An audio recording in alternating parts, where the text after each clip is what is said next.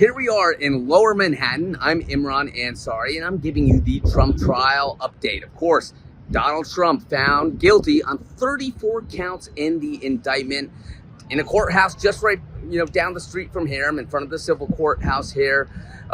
34 count indictment. He was found guilty. What is next for Donald Trump? Well, appeal.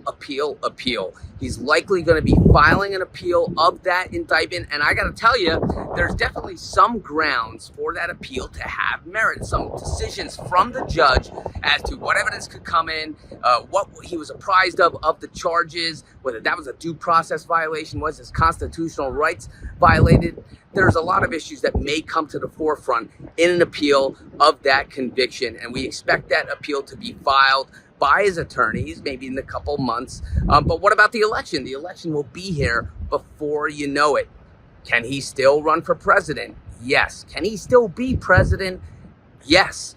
And then I expect that Donald Trump is going to be using this conviction as a rallying cry for his base to drum up more support, to say this was a political prosecution, not grounded in law, and that those charges were basically made up in many ways in order to take him into court and hinder his electability. But we know he can serve as president despite the conviction. He can run for president. These are things that are not affected by that conviction. And of course, he has more pending criminal cases in various jurisdictions, state and federal, down in Georgia, that he's going to have to deal with, of course.